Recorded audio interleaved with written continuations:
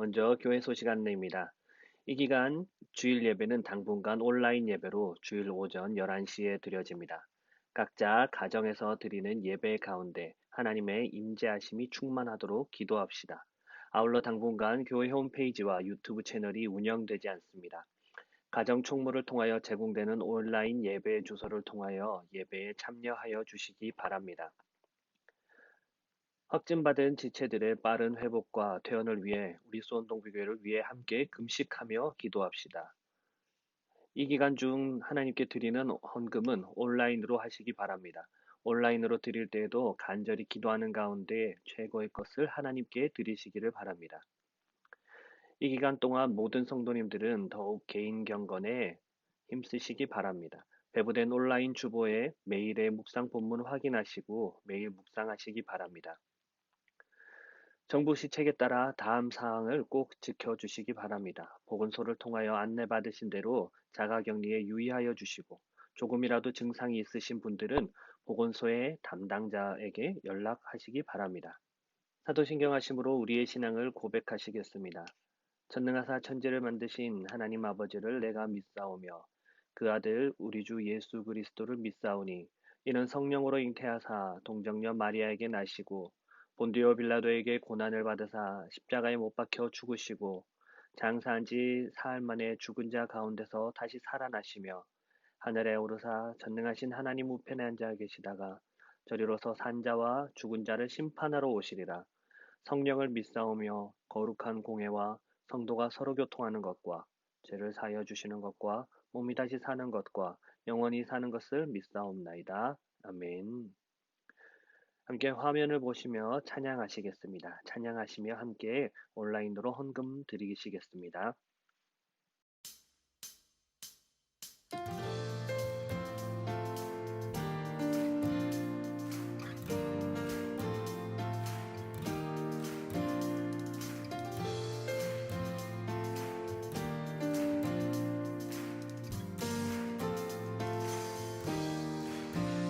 이 몸의 소망 무언가 우리 주 예수뿐이라.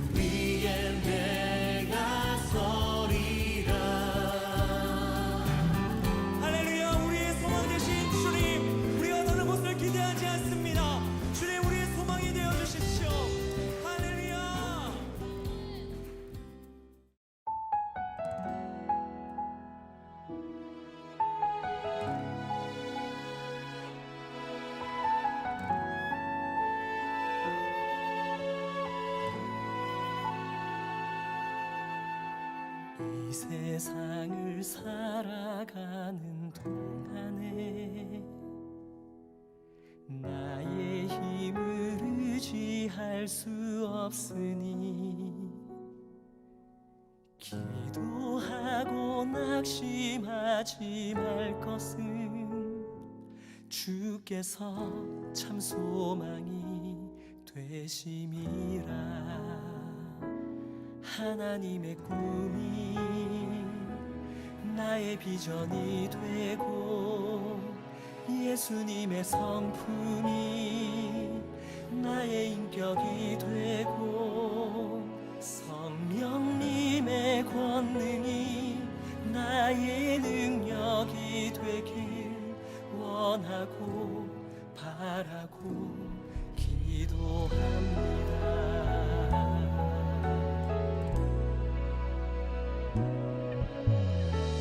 세상을 살아가는 동안에 나의 힘을 의지할 수 없으니 기도하고 낙심하지 말 것을 주께서 참 소망이 되시리라. 주의 길을 걸어가는 동안에 세상에 거두지할 수 없으니 감사하고 낙심하지 말 것을 주께서 참 기쁨이 되시리라. 하나님의 꿈이 나의 비전이 되고 예수님의 성품이 나의 인격이 되고 성령님의 권능이 나의 능력이 되길 원하고 바라고 기도합니다.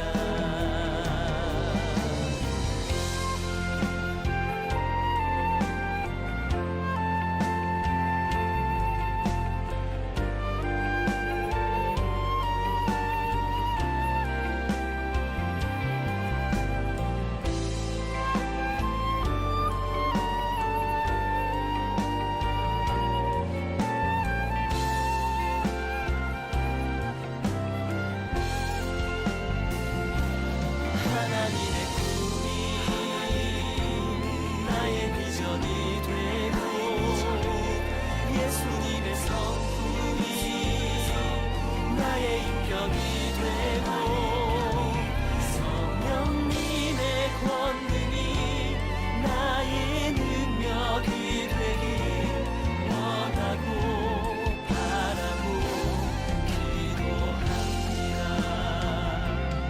하나님의 나의 비전이 되고 예수님의 성품이 나의 인격이 되고 성령님의 권능이 나의 능력이 되길 원하고 바라고 기도합니다. 하나님의 꿈이 나의 비전이 되고 예수님의 성품이 나의 인격이 되고 성령님의 권능이 나의 능력이 되길 원하고 바라고 기도합니다. 원하고 바라고 기도합니다. 원하고 바라고 기도합니다.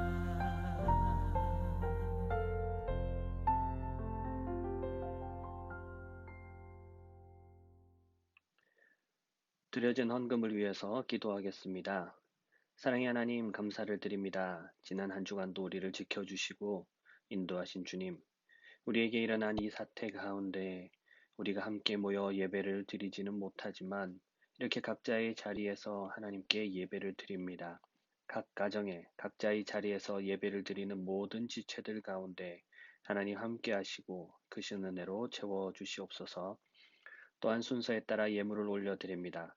10의 1조를 하나님께 구별하여 드리며 또 각 감사의 제목으로 예물을 올려드리오니 이 예물이 쓰이는 모든 곳에 하나님의 영광만이 나타나게 하옵소서.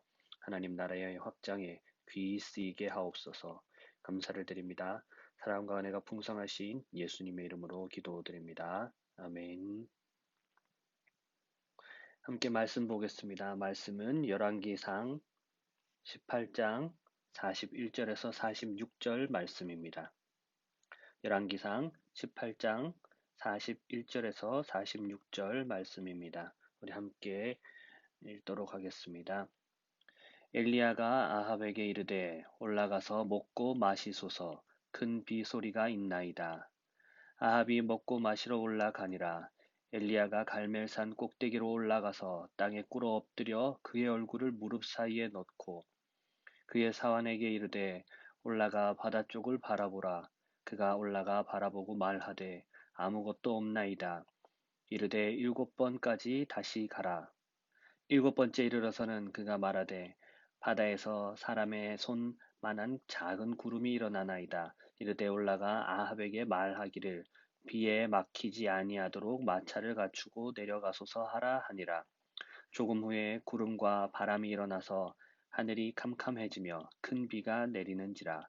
아합이 마차를 타고 이스라엘로 가니 여호와의 능력이 엘리야에게 임하매 그가 허리를 동이고 이스라엘로 들어가는 곳까지 아합 앞에서 달려갔더라. 아멘. 오늘 함께 읽은 짧은 본문의 말씀은 사실 우리가 너무나도 잘 아는 내용입니다. 극심한 가뭄 가운데 엘리야가 갈멜산에서 꿇어 기도했을 때 저 멀리 바다에서 손바닥만한 구름이 일어나게 되고 이제 곧 비가 쏟아질 것을 예상하고 내려온 엘리야의 이야기입니다. 사실 이 짧은 본문만을 가지고 본다면 엘리야의 기도의 능력이라 할 수도 있습니다. 하지만 우리는 본문의 앞뒤 문맥을 잘 살펴보아야 합니다. 이야기를 제대로 알려면 우리는 열왕기상 16장 후반부부터 살펴볼 필요가 있습니다.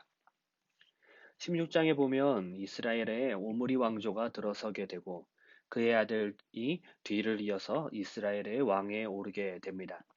하지만 그에 대한 소개는 그의 이전의 모든 사람보다 여호와 보시기에 악을 더욱 행하여라고 평가되고 있습니다. 이 사람이 누구일까요? 바로 가장 악하기로 소문난 아합 왕입니다. 그가 여호와 앞에서 어떤 악을 행하였습니까? 시돈 사람의 왕 엣바알의 딸 이세벨을 아내로 삼고 또 하나님이 아닌 바알을 섬겨 예배했으며 또 사마리아의 바알의 신전을 건축하였고 제단을 쌓았습니다. 게다가 아세라 상을 만들었는데 성경 기자가 덧붙여 평가하기를 그 이전에 이스라엘의 모든 왕보다 심히 하나님을 노하게 하였다라고 평가하고 있습니다. 그렇게 아합은 바알 숭배를 이스라엘의 궁정과 또 이스라엘 백성들의 삶 가운데로 끌어들였습니다.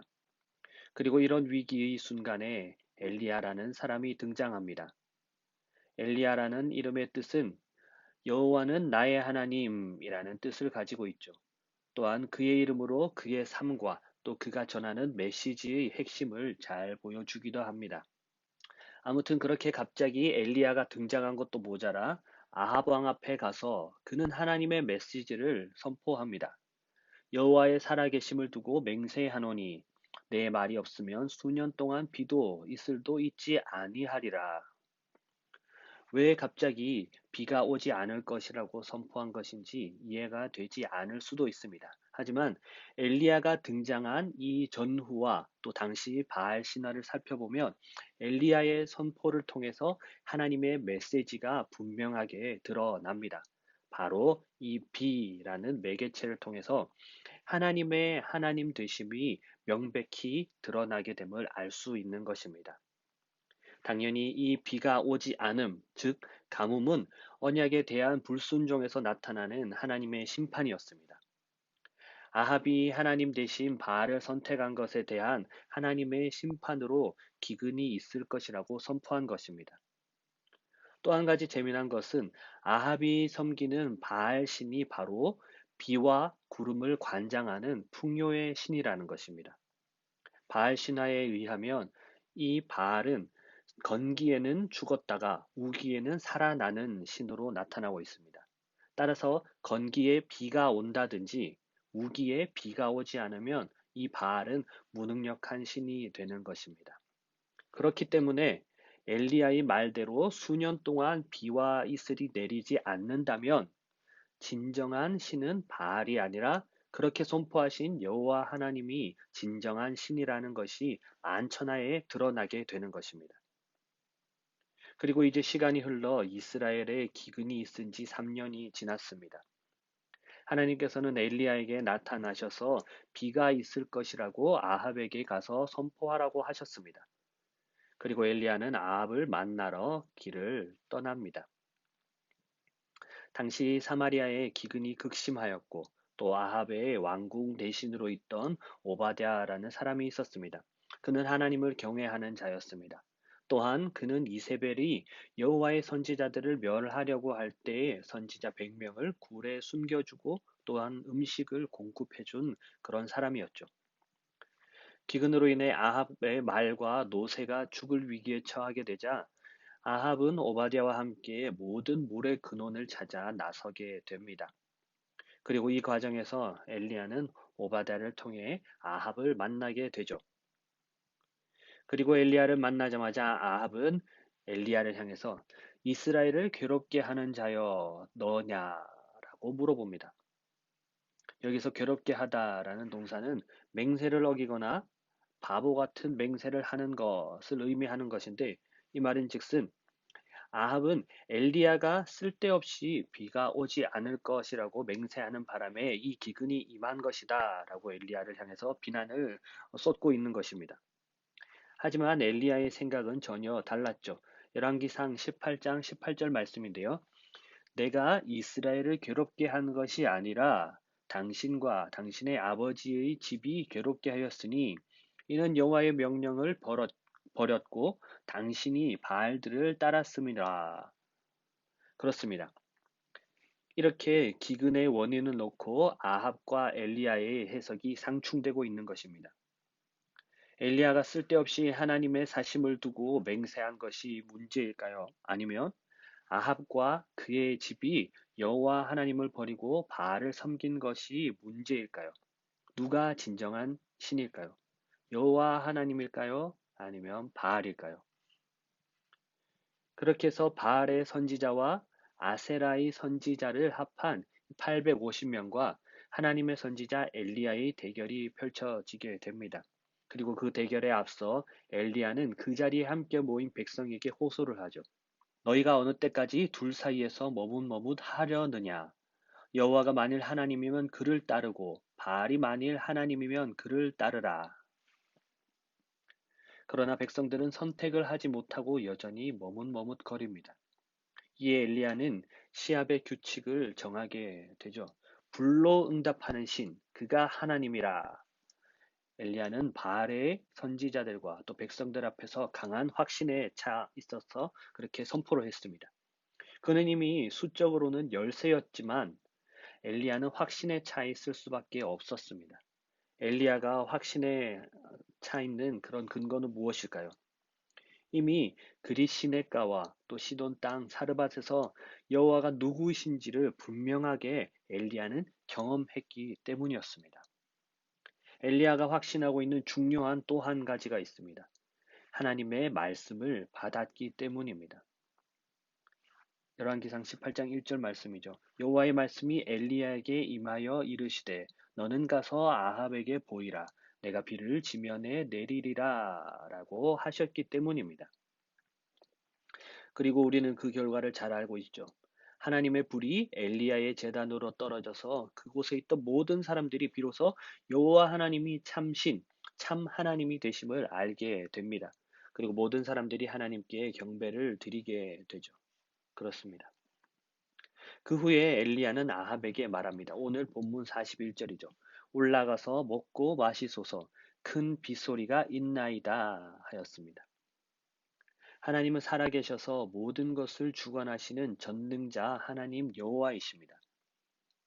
하나님이 지금 하나님의 선지자인 즉 엘리야를 통하여 증거하신다고 말하였던 것입니다. 앞서 일어났던 것도 하나님이 엘리야를 통해서 불로 응답하신 것임을 증거하고자 하는 것이었죠. 그것은 바로 엘리야가 하나님을 움직이는 것이 아니라 하나님이 엘리야를 통하여 하나님이 친히 역사하신다고 드러내신 것이었습니다. 엘리야는 이제 아합에게 하나님이 명령하신 말씀을 전합니다. 하나님의 명령을 따라 엘리야는 지명숲에 내려진 자기 자신을 아합에게 보였고, 이제 하나님의 말씀하신 비 소식을 담대하게 전하였던 것입니다. 비가 내릴 기미는커녕 구름 한 조각도 없음에도 엘리야는 이미 확신하고 담대하게 큰 비가 올 것이라고 전했습니다. 왜냐하면 하나님이 말씀하신 것을 확신하였기 때문이죠. 아직은 아니지만 불이 임했던 것처럼 속히 많은 비를 내려주실 것을 확신하였습니다. 그래서 아합에게 올라가서 먹고 마시라고 한 것입니다. 이제 그토록 힘들었던 극심한 기근의 때가 끝났음을 선포한 것이죠. 아합이 먹고 마시러 올라간 사이에 엘리야는 갈멜산 꼭대기로 올라갔습니다. 그리고는 그는 그의 얼굴을 무릎 사이에 넣고 땅에 꿇어 엎드렸습니다. 엘리야는 홀로 하나님과 대면하는 고독한 장소로 올라가서 간절하게 비가 내릴 때까지 이런 자세를 유지한 것 같습니다. 예전에 청소년 시절 수련회에서 강사 목사님께서 이 본문으로 설교를 하시면서 얘기한 것이 기억나는데요. 이 자세가 굉장히 힘든 자세입니다. 이따가 저녁에 기도할 때 한번 해보세요. 5분도 못 버틸 겁니다. 물론 유연한 사람은 그 자세로 잠들기도 하던데요. 아무튼 그렇게 힘든 자세로 하나님 앞에 엎드릴 수 있었던 것은 하나님 앞에 그의 간절함을 보였던 것입니다. 성경에는 그의 기도의 내용은 나오지 않습니다. 18장 1절에서 비를 내리리라 라고 하셨기 때문에 어떤 간구도 어떤 간청도 하지 않았을 수도 있습니다. 그러나 성경에 나타난 엘리야의 모습들을 본다면 아마도 그는 엄청나게 간구했을 것입니다. 엘리야는 그의 사환에게 올라가서 바다 쪽을 바라보라고 하였습니다. 그의 사환이 올라갔다가 와서는 아무것도 없다고 말을 하죠. 그리고 다시 가서 보라고 합니다. 그러나 여전히 아무것도 없었습니다. 이렇게 하기를 7번, 아무것도 보이지 않아도 7번까지 하나님께서 보여주실 징조를 확인하며 엎드려 기도하는 엘리야의 모습을 한번 상상해 보십시오. 얼마나 간절했을까요? 그러다가 드디어 7번째 이르자 바다에서 사람 손바닥만한 구름이 일어나는 것을 보게 됩니다. 이 소식을 그의 사환으로부터 들은 엘리야는 아합에게 비에 막히지 않도록 서둘러 마차를 타고 내려가라고 알려줍니다. 이제 비를 내려주시는 하나님의 뜻과 그 때가 임박했음을 확신하고 독촉한 것입니다. 그리고 아니나 다를까 조금 후에 구름과 바람으로 인해 하늘이 캄캄해지고 큰 비가 내리기 시작하죠. 큰 빗소리를 미리 듣고 있던 엘리야는 물론 아합에게 구름과 바람 또 큰 비보다 더 큰 기쁨은 없었을 것입니다. 그러나 이야기는 여기서 끝이 나지 않고 조금 더 진행되죠. 45절, 46절에 보면 조금 후에 구름과 바람이 일어나서 하늘이 캄캄해지며 큰 비가 내리는지라. 아합이 마차를 타고 이스라엘로 가니 여호와의 능력이 엘리야에게 임하매 그가 허리를 동이고 이스라엘로 들어가는 곳까지 아합 앞에서 달려갔더라. 아멘. 구름과 바람과 큰 비가 내리는데 비를 피해서 아합은 마차를 타고 달려가고 있었습니다. 그런데 그 마차 앞으로 그것도 마차보다 더 빨리 달려가는 무엇인가가 있었죠. 엘리야였습니다. 얼마나 기뻤겠습니까? 드디어, 드디어 비가 내린다. 하나님 감사합니다. 하나님 말씀하신 대로 이루어 주심을 감사합니다. 이 죄악된 나라를 돌보시고 또 가뭄을 거두시고 긍휼을 베풀어 구원하여 주신 하나님 감사합니다. 비를 피해 달려가던 이 아합의 마차 앞서서 여호와의 능력에 힘입어 허리를 동이고 이스라엘로 들어가는 곳까지 그 마차 앞을 달려갔습니다. 그 거리가 얼마나 되냐면 무려 26km나 되는 거리를요. 에이, 마라톤 선수도 42.195km를 달리는데요. 라고 생각하신다면 오산이죠. 마라톤을 누가 전력으로 질주합니까? 그렇죠? 마차인데. 말이 총총총 걸어가는 것도 아니었죠. 다그닥다그닥 뛰어가는 거잖아요. 오토바이 같은 거를 타지도 않았는데 마차보다 앞서서 달려갔다고 합니다. 이건 하나님의 능력입니다. 대단하지 않습니까?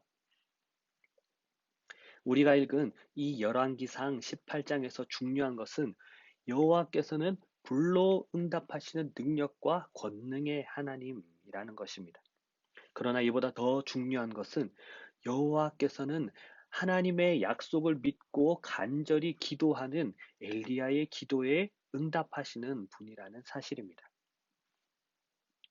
이런 예화를 종종 들어보셨을 겁니다. 옛날 어느 시골에서 뜨거운 기도회가 열렸습니다. 그들의 주된 기도 제목이 가뭄이 너무 극심하기 때문에 비를 내려달라는 것이었죠. 기도회를 뜨겁게 하고 난 뒤 교회 문을 연 순간 비가 억수같이 쏟아집니다. 사람들은 감사했을까요? 투덜거리죠. 아, 우산 안 가져왔는데. 그 순간 작은 우산 하나가 촥 펴지면서 꼬마 아이가 장화를 신고 밖으로 나아갑니다. 그 꼬마 아이는 비를 내려달라는 기도를 하러 갔기 때문에 당연히 비가 올 것이라고 믿고 장화를 신고 우산을 들고 갔던 것이죠. 하지만 안타깝게도 오늘날 많은 그리스도인들이 여호와 하나님께서는 초월하신 전능하신 하나님이시라는 사실을 쉽게 받아들이면서도 이 하나님께서 우리의 기도에 응답하시는 신실한 하나님이시라는 사실은 잘 받아들이지 않고 있다라는 것입니다. 이에 야고보 사도는 우리에게 서로 기도할 것을 요청하면서 의인의 간구는 역사하는 힘이 크다라는 사실을 우리에게 권면하면서 그 예로 엘리야를 들고 있는 것입니다. 야고보서 5장 13절에서 18절 말씀인데요. 너희 중에 고난 당하는 자가 있느냐? 그는 기도할 것이요. 즐거워하는 자가 있느냐? 그는 찬송할지니라. 너희 중에 병든 자가 있느냐? 그는 교회의 장로들을 청할 것이요. 그들은 주의 이름으로 기름을 바르며 그를 위하여 기도할지니라. 믿음의 기도는 병든 자를 구원하리니 주께서 그를 일으키시리라. 혹시 죄를 범하였을지라도 사하심을 받으리라. 그러므로 너희 죄를 서로 고백하며 병이 낫기를 위하여 서로 기도하라. 의인의 간구는 역사하는 힘이 큼이라. 엘리야는 우리와 성정이 같은 사람이로되 그가 비가 오지 않기를 간절히 기도한즉 3년 6개월 동안 땅에 비가 오지 아니하고 다시 기도하니 하늘이 비를 주고 땅이 열매를 맺었느니라. 아멘. 우리의 기도 생활의 모습은 어떻습니까? 많이 얘기들 합니다. 우리의 기도가 단순히 우리의 욕심과 갈망을 위한 기도가 되지 마라라고 하죠. 우리의 기도가 하나님의 뜻을 구하는 기도가 되라고 하죠. 그저 달라고 달라고만 하는 기도가 아닌 하나님의 뜻을 깨닫고 그 뜻대로 내가 순종하는 사람이 되게 해달라고 기도하는 자들이 되고자 합니다. 맞습니다. 당연한 것입니다. 이미 우리는 알고 있습니다. 어쩌면 오늘 말씀 또한 비슷할 수도 있습니다. 하나님을 신뢰함으로 간절함으로 기도하라. 우리는 하나님을 신뢰하지 않았나요? 하나님 앞에 우리의 간절함이 없었나요? 엘리야는 능력이 대단해서 그의 기도에 하나님이 응답을 하셨나요? 아닙니다. 그도 우리와 성정이 같은 사람인데 기도에 응답하실 하나님이라는 것을 신뢰하였습니다. 그리고 그 신뢰함과 동시에 하나님 앞에 들어주시기를 간청하며 간절히 간구하는 기도에 자세가 있었다는 것을 기억하시기를 바랍니다. 기도 응답에 대한 확신을 위해서 간구하며 기도하고 확인하기를 7번이나 한 엘리야였습니다. 단순히 7번이었을까요? 유대인들에게 7이란 완전한 숫자를 나타냅니다. 그만큼 열심으로 또한 많이 기도했음을 짐작할 수 있다는 것입니다. 에이, 내가 기도해봤는데 이건 하나님의 뜻이 아닌가 봐. 하나님은 내 기도에 아무런 반응도 없으시던데? 불의한 재판장 앞에 억울함을 호소하며 자신의 억울함을 들어달라고 간청하던 여인의 그 집요함이 있어야 합니다. 밤에 찾아온 친구를 위해 떡을 빌려 친구의 집을 방문하여 문을 열어주기를 간청함으로 매달렸던 친구의 간절함이 있어야 합니다.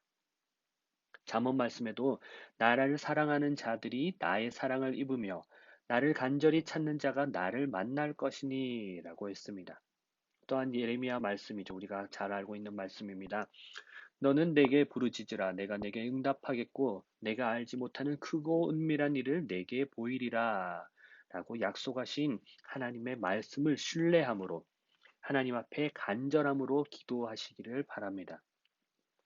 또한 지금 당장 하나님의 응답이 내 삶 속에 나타나지 않음 또한 하나님의 응답일 수 있습니다. 구약의 인물 중 우리는 욥의 삶을 우리는 아주 잘 알고 있습니다. 그의 삶이 어떠했습니까? 영육간에 말로 할 수 없는 고통과 힘든 상황에서 그는 하나님 앞에 자신의 생명을 거두어 가실 것을 구했습니다. 얼마나 힘들었는지 그도 간절히 기도했겠죠.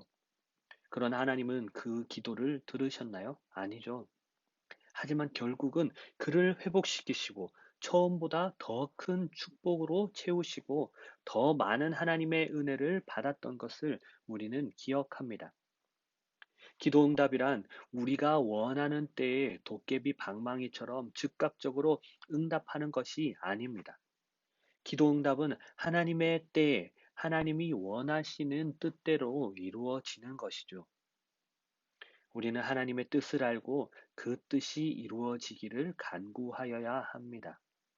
마태복음 말씀해 보면 구하라 그리하면 너희에게 주실 것이요 찾으라 그리하면 찾아낼 것이요 문을 두드리라 그리하면 너희에게 열릴 것이니 구하는 이마다 받을 것이요 찾는 이는 찾아낼 것이요 두드리는 이에게는 열릴 것이니라. 아멘. 간절한 기도는 나의 뜻이 아니며 나의 의지가 아닙니다. 하나님의 뜻이 이루어질 때까지 믿음으로 전적으로 하나님만을 의지하고 구하는 것입니다. 그렇게 할 때 하나님께서는 우리의 기도를 반드시 들어주시고 응답하실 것입니다. 그러한 은혜와 하나님의 역사하심이 우리 사랑하는 수원 동부교회 모든 성도님들의 삶 가운데 가득하시기를 간절히 소원합니다. 기도하겠습니다. 사랑의 하나님, 하나님의 신실하신 약속을 우리에게 이루시겠다고 하신 그 하나님을 신뢰함으로 그 앞에 간절함으로 아뢰는 우리의 기도가 되게 하여 주시옵소서. 나의 뜻이 아니라, 나의 의지가 아니라, 나의 것이 아니라 하나님의 뜻을 알고 그 뜻이 이루어지기를 간구하는 우리의 기도가 되게 하여 주시옵소서. 그 뜻이 이루어질 때까지 믿음으로 그리고 전적으로 하나님만을 의지하고 신뢰함으로 간절함으로 늘 하나님 앞에 엎드리게 하옵소서. 그렇게 할 때 우리 삶에 하나님의 충만하신 은혜를 체험하며 감사의 노래를 올려드리는 우리의 삶이 되게 하여 주시옵소서. 이 시간에도 병중에서 또 병상에서 고통 가운데 있는 자들을 기억하시고 그들의 기도를 들어 응답하여 주시옵소서. 또한 그들을 위해 눈물로 기도하는 가족들과 우리 모든 공동체의 기도를 들어 응답하여 주시옵소서. 하루속히 이 사태가 진정되며 종식되게 하시며 이로 인하여 고통받는 자들에게 속히 평안과 위로와 치유하심으로 채워 주시옵소서. 감사를 드립니다. 예수님의 이름으로 기도드립니다. 아멘. 우리 주님 가르쳐 주신 주기도문으로 예배를 마치겠습니다. 하늘에 계신 우리 아버지여, 이름이 거룩히 여김을 받으시오며 나라가 임하시오며 뜻이 하늘에서 이루어진 것 같이 땅에서도 이루어지이다. 오늘 우리에게 일용할 양식을 주시옵고 우리가 우리에게 죄 지은 자를 사하여 준 것 같이 우리 죄를 사하여 주시옵고 우리를 시험에 들게 하지 마시옵고 다만 악에서 구하시옵소서. 나라와 권세와 영광이 아버지께 영원히 있사옵나이다. 아멘.